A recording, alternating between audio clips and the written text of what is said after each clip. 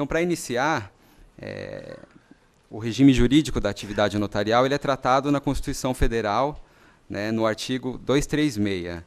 Eu vou ler o caput para vocês e a gente vai dissecá-lo, né, nos seus pormenores, né. O artigo 236 da Constituição, ele prevê assim: os serviços notariais e de registro são exercidos em caráter privado por delegação do poder público. Né? Parece ser uma frase simples, né, mas tem muita coisa dentro dela, né, que a gente pode tratar. Né?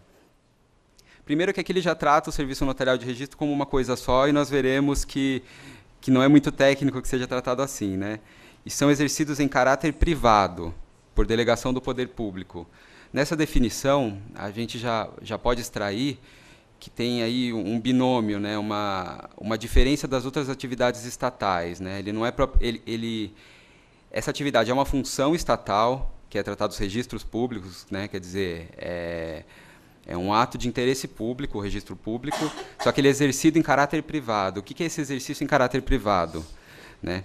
Ele é exercido por uma pessoa física e gerenciado de forma totalmente privada. Né? Não há ingerência estatal nesse gerenciamento da serventia notarial de registro. Então, a função continua sendo pública, seguindo os princípios da legalidade, os atos que são atribuídos a cada especialidade, mas gerida de forma totalmente privada como uma empresa, né? Com funcionários, com os tributos específicos, né? E isso já é uma diferença interessante. Né? Já no parágrafo 1º, ele trata da lei que iria regulamentar essa questão da atividade notarial de registro. Né?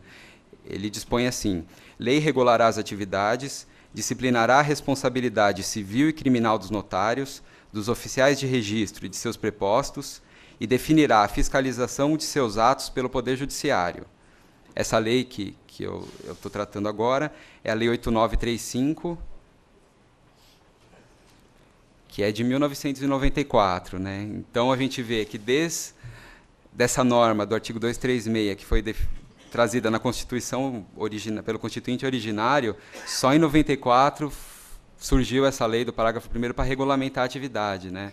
E isso também graças à pressão que os cartorários antigos tinham de dificultar também essa regulamentação da atividade. Né? A gente vê que até hoje em muitos estados o concurso ainda não foi feito.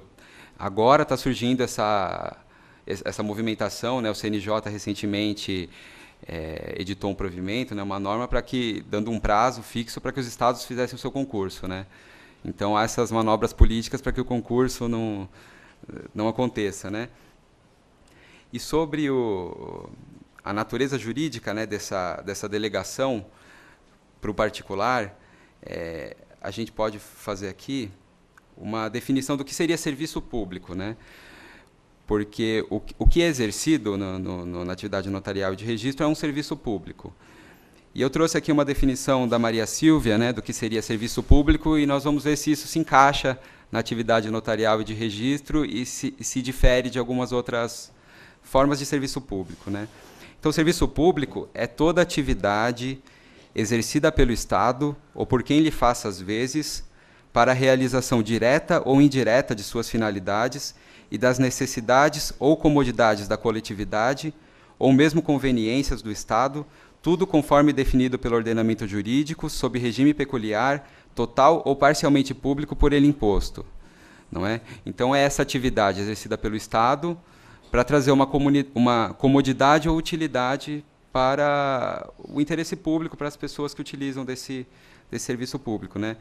E eu trouxe aqui, eu achei interessante, encontrei uma classificação do Luiz Roberto Barroso sobre as formas em que o serviço público pode ser prestado. Ele divide isso em 4 formas. E aqui a gente vê a atividade notarial como algo, o professor Vitor trata sempre assim, né, uma atividade sui generis. Né? Ela não pode ser colocada como sinônimo de permissão ou de concessão de serviço público. A gente vai ver as diferenças do porquê. Né?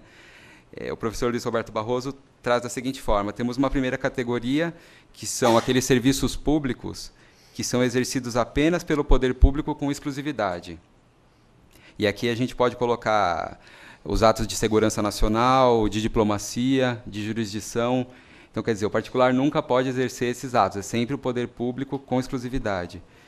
Numa segunda categoria, temos aqueles atos em que é possível o exercício de forma direta pelo Estado ou por delegação, que são os atos que podem ser dados aos permissionários e aos concessionários, todos definidos pela Constituição. Aqui eu cito o artigo 175, né? Seria uma segunda categoria. Como terceira categoria, temos aqueles em que é possível uma prestação conjunta dos atos desse serviço público, né? Ele só depende de licença, e como exemplo temos a educação, saúde, a previdência, né? Então temos a educação privada e a educação pública, né? Isso é exercido de forma conjunta. E como uma quarta categoria, ali o serviço notarial de registro, o artigo 236, que ele só pode ser exercido pelo particular, por expressa previsão constitucional. O Estado nunca poderia exercer, de acordo com a previsão constitucional, esse serviço, né? Por isso, também, a imposição do concurso público, para que seja desestatizado todas as serventias, né? Para fora de São Paulo, ainda tem muito, né? Em São Paulo, a gente está indo para o 9º concurso, mas no Brasil mesmo, a gente vê que tem muito lugar que o serviço ainda está estatizado, como é o estado da Bahia, né? Que está em vias de sair um concurso, mas ainda estatizado a função notarial de registro, né?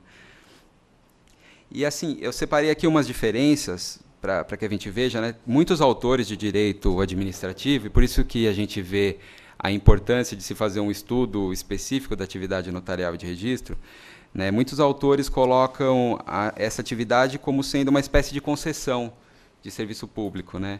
E eu vou mostrar aqui por que a gente não pode colocar como sendo uma concessão, né?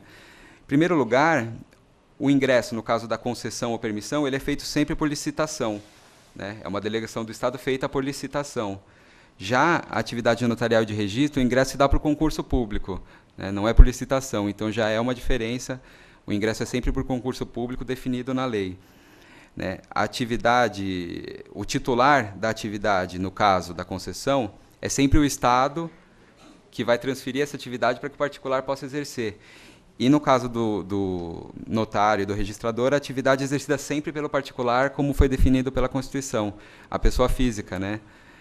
Então, assim, a gente nunca vai ter uma pessoa jurídica gerindo um cartório, mas, na concessão ou permissão, pode ser que uma pessoa jurídica receba essa atribuição das concessionárias, né? Outra, aqui eu tenho várias diferenças, né? Vou trazer só mais algumas para não me alongar muito, né? Mas a forma de remuneração no cartório é por meio de taxa, que são os emolumentos, né? Ele é definido por taxa. Já na concessão ou permissão é tarifa ou preço público que remunera a atividade, né? Então, dentre outras diferenças, essas são as principais. A gente vê que é uma atividade peculiar mesmo, né? Não é um serviço público como outros, né? Aí, seguindo, aqui, como dito, a Lei 8935 de 94, né, ela criou um microsistema constitucional para tratar da atividade, né, como seria, assim, fazendo uma analogia ao Código de Defesa do Consumidor. Ele criou um microsistema para tratar das relações de consumo. Essa lei, ela cria um microsistema, a nosso ver, constitucional, para tratar da atividade notarial e de registro. Por isso que se sustenta que as tentativas legislativas de atrasar os concursos, de efetivar aqueles que estão sem concurso, seriam inconstitucional por essa forma, tanto infringindo a lei, como a Constituição, que definiu que a matéria e a estruturação da atividade teria que ser por uma lei específica, né? E essa lei é a Lei 8935, né?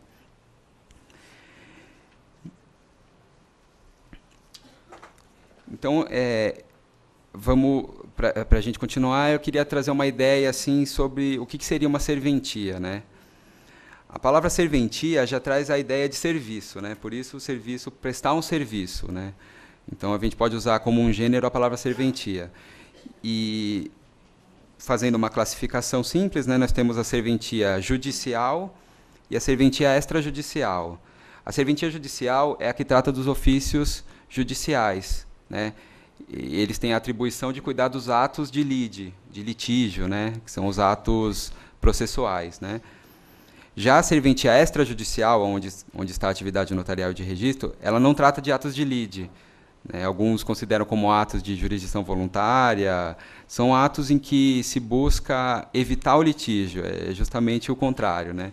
É uma profilaxia do sistema, né, através da fé pública, que tem os registros públicos, para que não haja o litígio, né? E dentro da atividade extrajudicial, nós temos os tabelionatos e os ofícios de registro. E aqui eu vou começar a tratar da diferença dessas duas atividades, né? Por que elas não poderiam ter sido tratadas em uma lei como sendo uma coisa só, né? Os tabelionatos, eles tratam de uma atividade meio, né? O que seria isso, né? Os tabelionatos de notas, notadamente. Tanto os tabelionatos de notas como os tabelionatos de contrato marítimo, que a lei também prevê essa possibilidade, né? Eles geram instrumentos, né, que ingressarão nos registros, né, nos ofícios de registro que têm a atividade fim. Então, o interesse no tabelionato de notas é sempre para uma atividade meio, né? Ele nunca se encerra ali. Ele vai gerar um instrumento que será registrado tanto para transferência do direito de propriedade, no caso do registro de imóveis, ou um instrumento, no caso da emancipação, para ingressar no registro civil, né? Ou um instrumento que trate de contratos marítimos para ingressar no oficial de registro de contratos marítimos. Então, é sempre uma atividade meio. E por que eu tô, enquanto que no registro é uma atividade fim, né? Ali que vai se concretizar a transferência da propriedade nos atos entre vivos no registro de imóveis, ou a perfeição do contrato, né, nos contratos marítimos, ou no registro civil de pessoas naturais, por exemplo, agora com a possibilidade da escritura de união estável sendo registrada no registro civil. Então, essa constituição se dá no momento do registro, é a atividade fim, né? Então, essa seria uma primeira diferença entre a atividade notarial e a atividade de registro. Atividade notarial como atividade meio, atividade de registro como uma atividade fim. E nisso a gente pode extrair uma segunda diferença, né? Na atividade notarial, o princípio que rege a atividade é o princípio da autonomia da vontade, né? Aqui nós vemos no artigo 6º da Lei 8935 que aos notários compete formalizar juridicamente a vontade das partes. Esse é o inciso primeiro.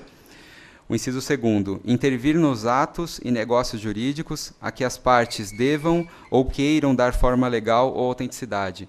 Então, daqui a gente tira que formalizar juridicamente a vontade das partes. E essa vontade, ela só é restrita pela sua autonomia mesmo, né? Por aquilo que a lei permite ou proíbe, né? Então, é o princípio da autonomia da vontade. Por isso que como exemplo, para ilustrar, né, nós tivemos até no Fantástico, passou a questão da... Agora isso já foi normatizado, mas da união homoafetiva, união poliafetiva, antes das decisões, né?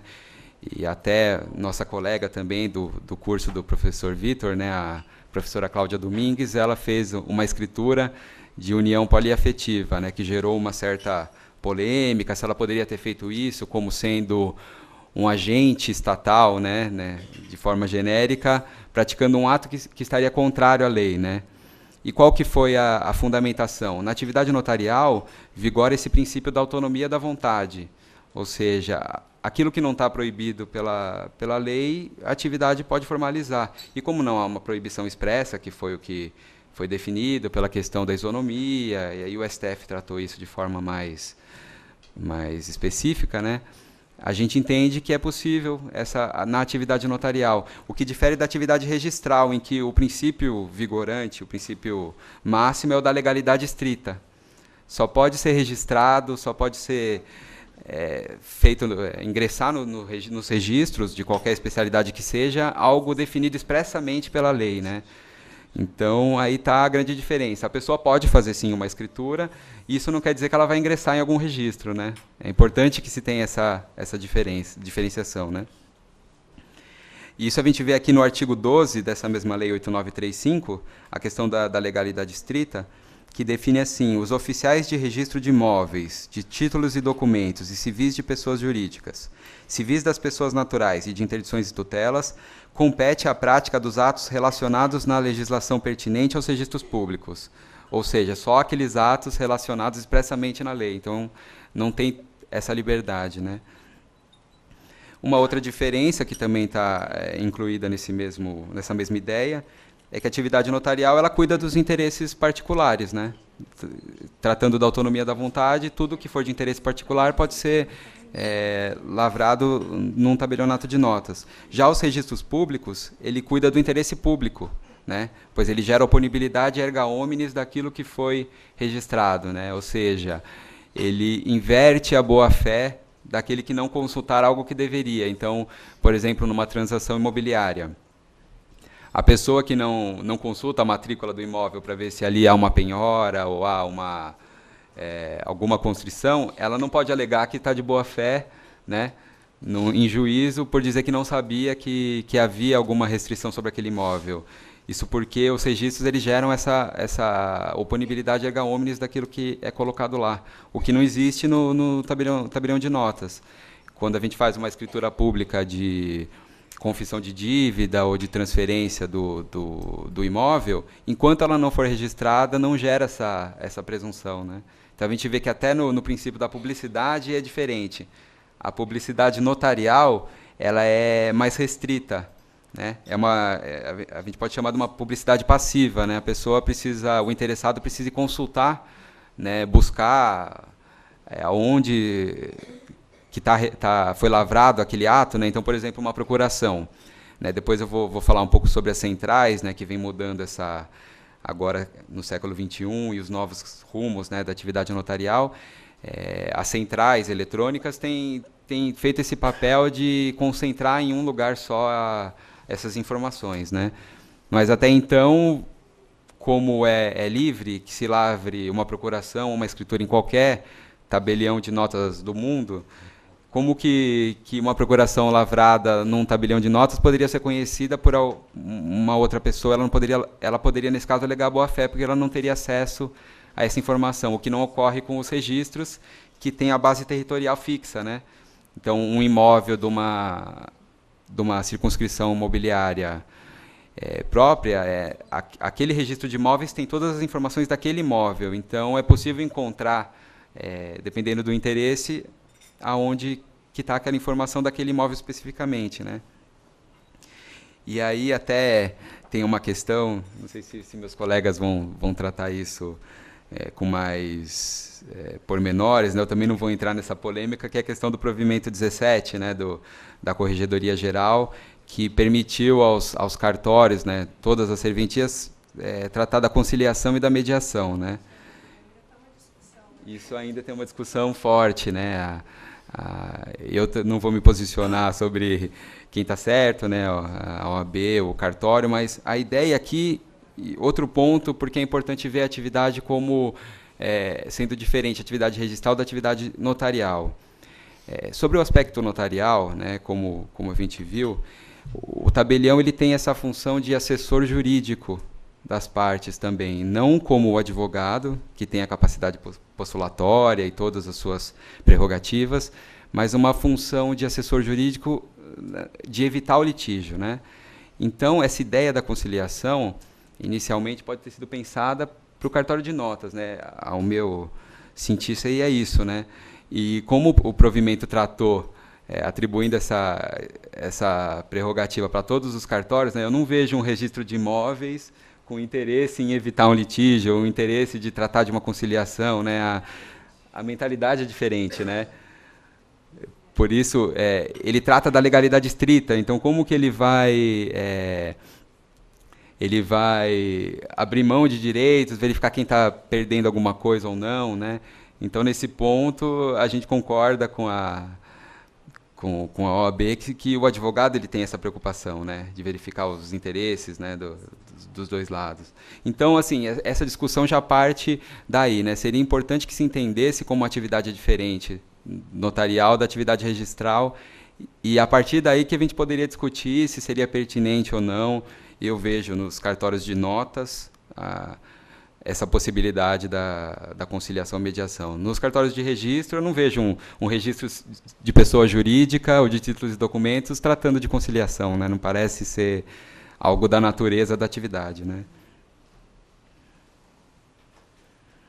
Aí, seguindo aqui, uma visão geral sobre os princípios, né, que também foram tratados na Lei 8935 em todas as atividades, né, mas já frisando essa diferença, né, o artigo 1º da lei, ele trata que os serviços notariais e de registro são os de organização técnica e administrativa destinados a garantir a publicidade, a autenticidade, a segurança e a eficácia dos atos jurídicos. Então, daqui a gente tira esses 4 princípios, né, que são da atividade, norteadores, a publicidade, a autenticidade, a segurança e a eficácia dos atos jurídicos, né. Eu vou começar falando da autenticidade, que é uma questão mais simples, né, que é a questão da fé pública conferida pelo ato notarial e de registro, né. Ele traz essa presunção relativa, né, de veracidade daquilo que foi feito. Então, uma escritura pública, ela traz essa presunção pela fé pública aposta pelo delegado, né, ele recebeu essa fé pública do Estado, então ele exige que em juízo seja impugnada aquele ato que foi lavrado ou aquele registro feito, né. Isso traz essa presunção relativa de veracidade, que traz uma segurança para os negócios, né. Então, embora a lei permita, lá no artigo 108 do Código Civil, que as transações imobiliárias ou onerações até 30 salários mínimos podem ser feitas por instrumento particular, né. A escritura pública em si, ela é sempre recomendável porque, como profissional do direito, o registrador e o tabelião, ele tem essa função de assessorar juridicamente e de formalizar juridicamente essa vontade. Então, ele já traz uma presunção de que o ato ele é legal, ele já foi verificado todas as questões tributárias, as questões de anulabilidades, nulidades, então ele já traz essa presunção de que o ato é perfeito, né? Até que seja impugnado, o que gera essa inversão de ônus de prova, né? Então, isso seria a autenticidade da função, né?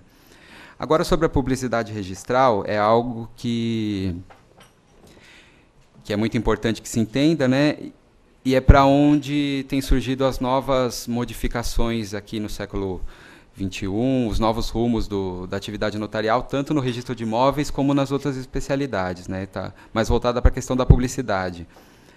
E o que é essa publicidade, né? A publicidade notarial e registral é dar ciência aos terceiros dos atos que estão ali, foram lavrados ali ou registrados, para gerar a cognoscibilidade que chega nessa oponibilidade erga omnes, né?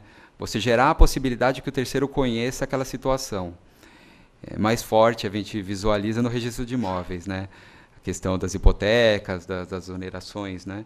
Então, a partir do momento que um ato é registrado, ele gera essa cognoscibilidade e presunção de veracidade, né? E a gente pode dizer que essa publicidade nos registros ela é uma publicidade indireta. Indireta por quê? Porque aquele que vai utilizar dos serviços, ele não tem acesso direto aos livros, né?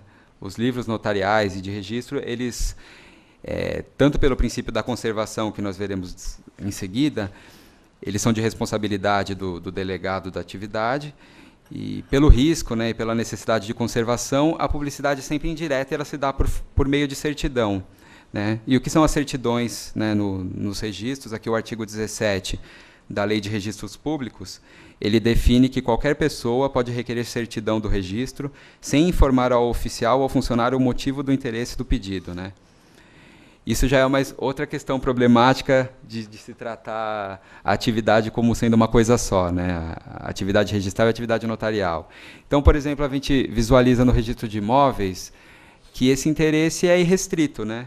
Como a punibilidade erga omnes, ela visa garantir os direitos do terceiro consulente, nunca é o direito de propriedade está garantido pelo negócio e pelo registro, né? Mas é o terceiro que vai adquirir, ou um terceiro interessado que tem interesse naquele registro para saber se ele vai ser prejudicado de alguma forma, né? Então, visa proteger os terceiros. Já na atividade notarial, qual seria o interesse de um terceiro num divórcio lavrado no cartório, né? Num testamento? Então, a gente costuma tratar aqui que são 2 princípios constitucionais que estão em conflito nessa questão e o porquê que a atividade notarial de registro ela deve ser tratada de forma diferente, né? No artigo 5º da Constituição, né, portanto, o direito fundamental, no inciso 10, nós temos ali o princípio da intimidade, né? Fala que são invioláveis a intimidade, a vida privada, a honra, a imagem das pessoas, assegurado o direito à indenização pelo dano material ou moral decorrente dessa violação. Já o inciso 33, ele traz o princípio da informação, o direito à informação, né, que todos têm direito a receber dos órgãos públicos informações de seu interesse particular ou do interesse coletivo geral que serão prestadas no prazo da lei sob pena de responsabilidade, e continua assim, né? Então, nos parece que esses dois princípios de direito fundamental entram em conflito aqui, né? Porque o direito à informação, ele é amplo, mas o direito à intimidade também é um direito muito importante, né? Então, a gente vê, desde a Lei 11.441, a possibilidade de inventários e divórcios nos tabelionatos. E a gente tem esse direito à informação, e como eu li para vocês aqui no artigo 17 da Lei de Registros, a possibilidade de que qualquer pessoa, sem que demonstre o interesse ou motivo, pode requerer certidão de qualquer coisa, né? Então, entra essa questão delicada de que, será que é possível que qualquer pessoa, sem demonstrar o seu interesse, possa pedir uma certidão de um testamento? De alguém que ali pode ter reconhecido um filho, ou definido como será a divisão do patrimônio. Então, é uma questão complicada, né? Diferente do registro de imóveis, que fica claro a questão do acesso amplo às informações, no títulos e documentos, na pessoa jurídica, né?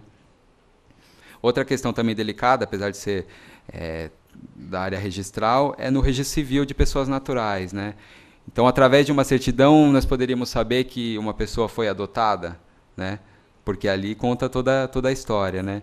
Saber sobre o divórcio, sobre essas questões. Então, essa questão da informação e da intimidade deve ser ponderada, né? Então, é um juízo de ponderação mesmo, quando for tratar dessas questões, né? Verificar se aquela pessoa que busca informação tem essa legitimidade, o que torna a atividade mais complicada, porque o tabelião e o registrador, ele não tem essa, como que eu posso dizer, essa discricionariedade, né? Ele deve atuar de forma legalista, legalidade explícita, não é como o juiz, ele não tem essa liberdade. Então, é uma situação complicada que deveria ser tratada melhor. A lei deve...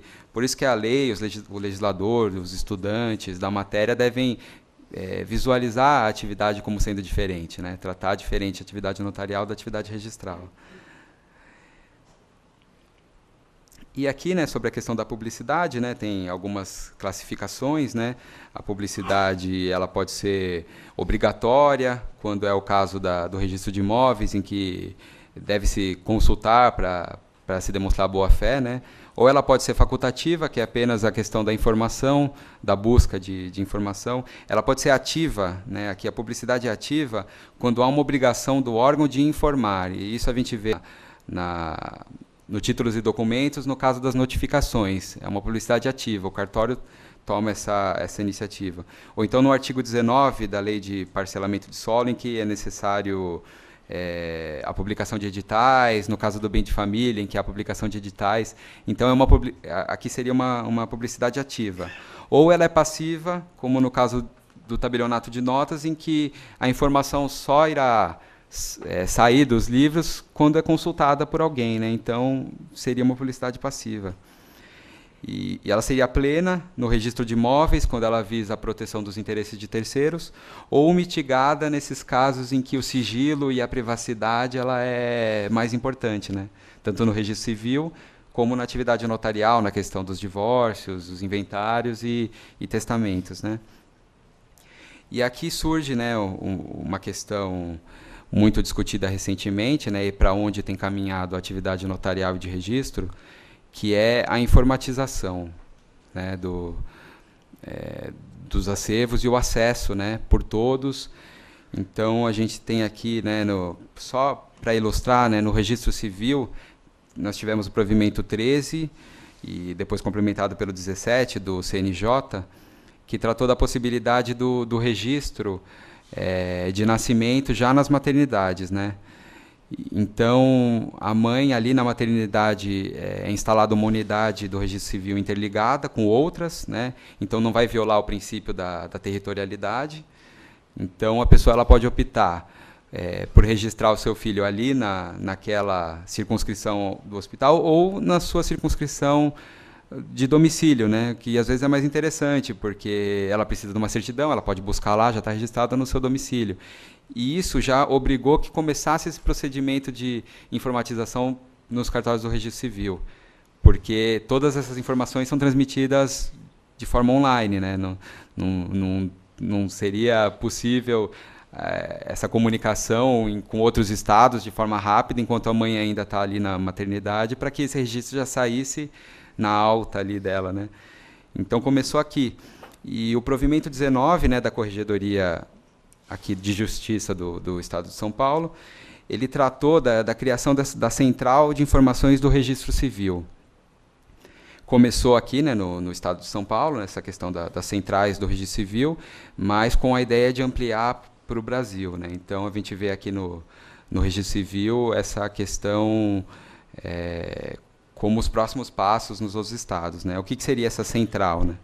Todos os oficiais de registro civil do estado já têm a obrigação de ingressar até o fim do ano que vem, né, 2014, né, na central, e mandar todos os atos que tem no seu acervo para essa central. Então, o que se está buscando, né? Criar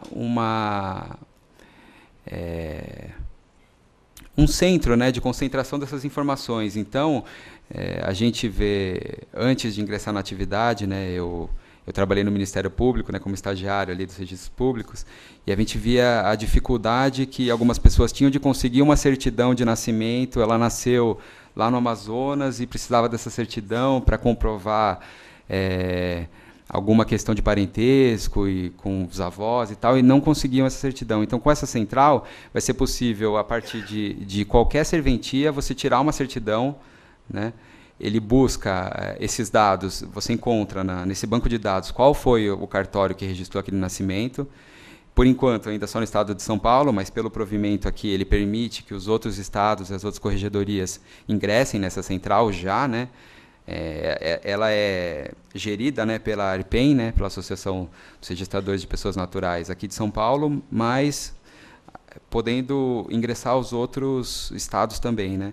Então é possível por essa central descobrir, lançando o nome dos pais, o nome da pessoa, um documento, aonde está aquele registro, e pedir aquela informação para aquele cartório que ele envie de forma digital, né, informatizada, para o cartório qualquer que você estiver, né? Então, indo consultar em qualquer serventia de registro civil, é possível encontrar essas informações, que vai facilitar muito, tanto em questão de tempo, né, para as pessoas que precisam consultar, e mesmo para a atividade, né, da advocacia. Às vezes, né, essa busca por certidões é uma questão, né, complicada, né? E nesse mesmo sentido da central, tem se pensado, e aí para os rumos do direito imobiliário também, né, agora para frente, essa questão da informatização, né? A informatização do cartório do registro de imóveis já vem ocorrendo há mais tempo, né? Tanto pelo potencial econômico, né, que o registro de imóveis tem, que difere um pouco das outras especialidades, né, principalmente o registro civil, que ele sofreu muito com a questão das gratuidades, né, que a lei foi definindo, e como dito, né, por isso que é importante entender a atividade, né? Como é uma atividade gerida de forma empresarial, pessoal, né, a gente cria essas gratuidades que se pensar assim do ponto de vista estatal, está correto, né, um ato de cidadania, a gente não pode onerar aquele que precisa daquela informação, né, é correto que seja gratuito, mas o Estado não criou, eu digo assim, de forma federal, né, uma forma de ressarcir esses cartórios, porque eles têm que continuar a trabalhar, eles continuam pagando os funcionários, a atividade ela é gerida de forma privada, né? Então, os estados criaram, né, alguns estados, essa restituição aí do registro civil dos atos gratuitos. Mas o registro de imóveis, né, mudei um pouco do assunto, assim, saí fora um pouco, mas ele já vem antes com essa informatização, né, a partir de 2005, né, começou os convênios entre os tribunais, né, da Receita Federal e INSS sobre a questão das indisponibilidades, né? sendo feito de forma informatizada, virtual, consulta das indisponibilidades. E com o provimento, né, de 2009, os oficiais de registro precisaram se informatizar do registro de imóveis para concentrar essas informações de indisponibilidade de forma rápida, né? Então, uma constrição feita por um juiz de um determinado imóvel, ou de todos os imóveis de determinada pessoa, é preciso que haja um banco de dados bem completo para que se encontre esses imóveis, para que possa cair sobre ele essa constrição, né? Então, por conta da central de indisponibilidade, o registro de imóveis já foi avançando nesse caminho da informatização, né? Outro ponto que fez com que essa informatização do registro de imóveis andasse de forma mais rápida e agora de forma com prazo, né, foi a Lei 11.977 de 2009, que tratou do programa Minha Casa Minha Vida, né? E essa lei, eu tenho até aqui os artigos específicos, né? Ela obrigou que todas as serventias, e aí de todas as especialidades, ela não foi específica só para o registro de imóveis, eles se informatizassem e disponibilizassem de forma gratuita essas informações para o poder público, né? Então, a partir da Lei Minha Casa Minha Vida, ela até definiu uns prazos, surgiu essa obrigatoriedade da informatização. Então, esse passo agora bem recente, essa semana inclusive, né, saiu um pouco antes uma recomendação número 9 do CNJ, que todos os cartórios do Brasil deveriam informar, né, em 120 dias os procedimentos que estão sendo adotados para essa informatização, né? E isso a gente pensa nos cartórios dos estados que têm mais dificuldade financeira, né, como que eles vão informatizar essa questão. E a Corregedoria aqui do Estado de São Paulo, nessa última semana, através de uma decisão, ela deu o prazo de 120 dias para que todos os cartórios do Estado de São Paulo se informatizassem, né? Ela foi além, né, da recomendação do CNJ, né? Em 120 dias, a princípio, todos os cartórios do Estado devem estar informatizados em todo o seu acervo, né? Não só até a entrada em vigor da Lei 6.015, né, que seria até 76, como definiu a Lei do Minha Casa Minha Vida, né? Mas todo o acervo do cartório, né? E tem cartórios muito antigos, né? Inclusive, o meu tabelionato lá, eu tenho um livro de 1890, né? É um cartório bem antigo, nosso livro fica lá, não deixa nem ninguém chegar perto, porque senão ele desmancha, né? E esse livro vai ter que ser informatizado, então a gente está correndo muito atrás disso, mas, embora seja uma questão assim preocupante para nós, né, da atividade, vai ser com certeza muito benéfico, né, para quem precisar consultar a questão das informações.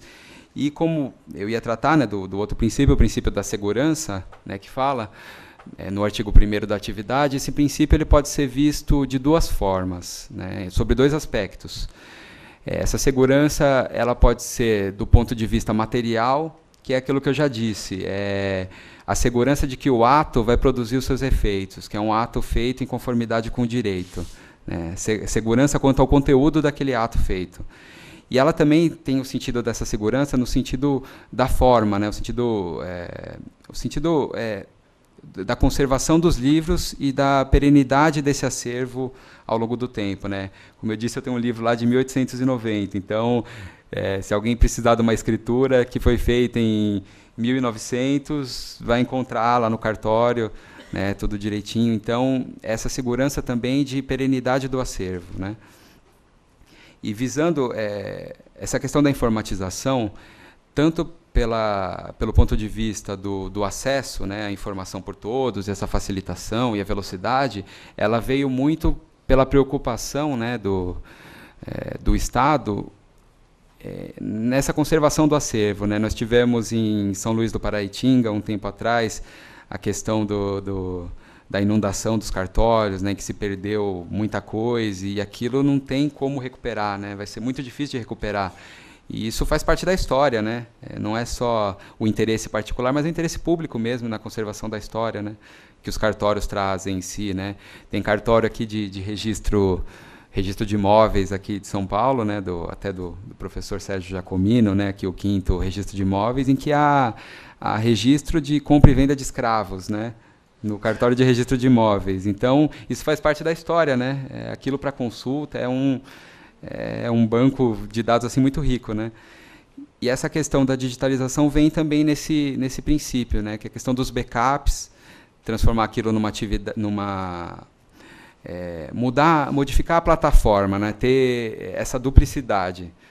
Outra questão, até nós conversávamos no outro dia, foi a das Torres Gêmeas, né? Numa entrevista, né? Eles disseram assim que todo o backup de uma das torres era feito na outra, né? Porque eles nunca pensaram que as duas torres iam acontecer alguma catástrofe com as duas, e foi o que aconteceu, né? Eles perderam os dados de muito tempo de todas aquelas empresas, né, que estavam lá.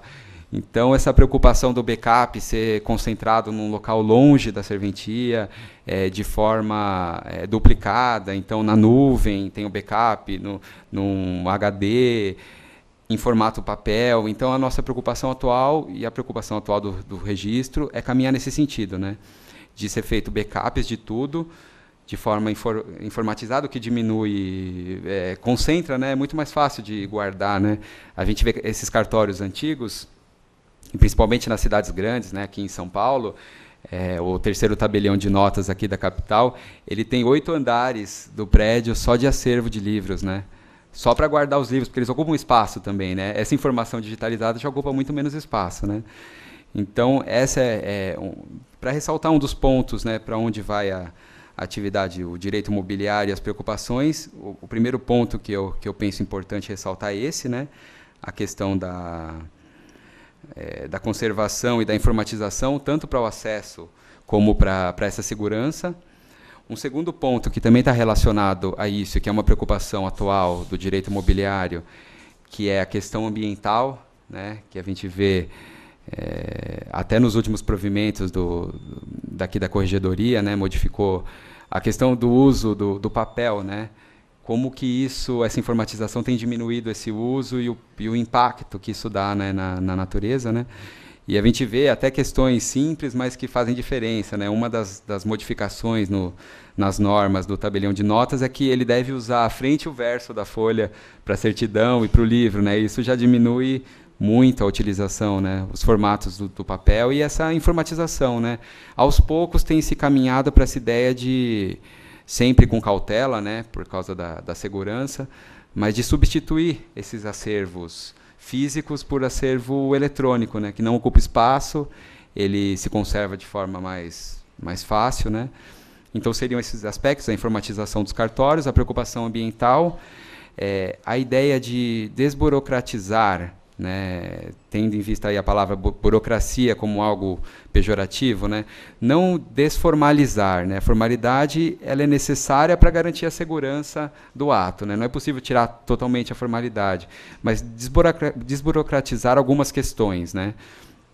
Por exemplo, aí a gente vê no registro de imóveis isso de forma bem forte, né? Os atos que ingressam, né? A forma como devolvido os atos do registro de imóveis por não estar exatamente como deveria constar ali, né? Então, a ideia atual é que aí a gente vê, né, no Minha Casa Minha Vida, nas regularizações fundiárias, né? A ideia é trazer para a formalidade essas questões que estavam à margem, né? Então, às vezes, a pessoa ela fez um uso capião, o imóvel foi desmembrado várias vezes e não consegue ter o ingresso no registro para formalizar aquela situação, né?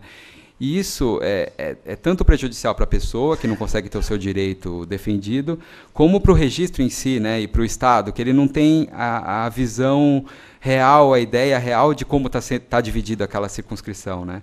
Então, a ideia é trazer tudo para o registro agora, a ideia atual é essa.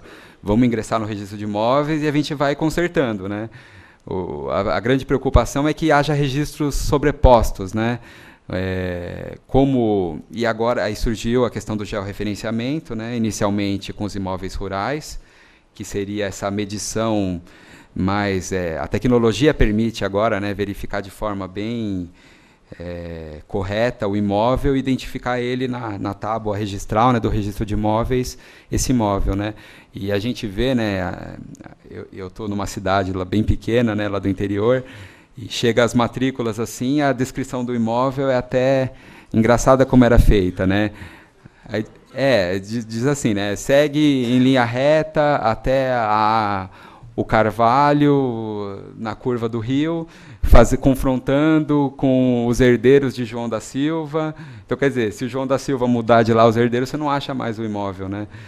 Então, essa é uma outra preocupação, trazer para a formalidade, diminuindo esse rigor, né, do registro de imóveis, trazer para a formalidade esses imóveis, né? O que é de interesse também do Estado, por questão da tributação, né? Porque aquilo que está irregular não se recolhe imposto, você não sabe quem tem aquela propriedade, ele é transferido de forma irregular e também não tem o imposto de transmissão. Então, a ideia também é essa da regularização. E ampliar o rol daquilo que vai para o registro de imóveis, pelo menos na questão da averbação, né? Eu não entrei especificamente aqui no registro de imóveis, porque é uma matéria muito complexa, né, o que demandaria muito tempo, né? Mas há basicamente 2 atos que são feitos no registro de imóveis, né, que são os atos de registro, que, em regra geral, são os atos constitutivos e modificativos do direito real, né? São os atos previstos lá no artigo 167, inciso 1º, lá da Lei de Registros Públicos, que são os atos de transferência, de hipoteca, de oneração. Então, lá, esses atos eles são definidos como atos taxativos, né? Então, não é possível criar um ato que não esteja ali para ingressar no registro de imóveis. Mas os atos de averbação, ele também tem um rol lá no inciso 2º, mas a gente tem entendido esses atos como atos em que o rol ele é exemplificativo. E por quê? Né? Qual que é o princípio aqui, né, norteador, e que é importante, é esse princípio da publicidade. Se a ideia é conferir, né, o princípio da publicidade junto com o princípio específico aí do registro de imóveis da concentração dos atos, né? Se a ideia é permitir que aquele que consulte os registros tenha a informação total, a gente tem que flexibilizar um pouco esse rigorismo e, nos atos de averbação, permitir o ingresso de outras informações, né? E como exemplo, né, eu cito até uma questão atual, também ligada ao direito ambiental, que é a averbação de contaminação do solo, essas averbações voltadas ao direito ambiental, né, que até algum tempo não ingressavam no registro de imóveis por falta de previsão específica, né? Então, visando esse princípio da publicidade, de levar informação, tem se visto o registro de imóveis com essa função também pública de concentrar as informações daquele imóvel e de permitir que outros dados ingressem, né, como esse exemplo aí de contaminação ambiental e outros que vão surgindo, né, sem que seja necessário a modificação legislativa sempre, né? Fica muito travada, né, a questão quando se necessita que a lei modifique o rol toda hora, né? Então, assim, a visão geral era isso que eu queria falar para os senhores, né? Não sei se a gente tem um tempo para algumas perguntas, se eu puder ajudá-los. Eu agradeço já a oportunidade de estar aqui com vocês, né? A minha é uma grande honra para mim, né? Eu sou recém-formado, né? Ingressei na atividade agora, sim, assumi o cartório há pouco tempo, mas sempre gostei muito dessa atividade notarial, né? Pela função que eu vejo pública, né? Não pela função, ele é muito visto com essa função burocrática, né? De criar impedimentos, né? Mas é importante que se veja ele como uma forma de garantia, né? Da segurança jurídica, que aquele ato é feito, e de acesso à informação, né? Então, me coloco à disposição para as perguntas e, desde já, agradeço a oportunidade.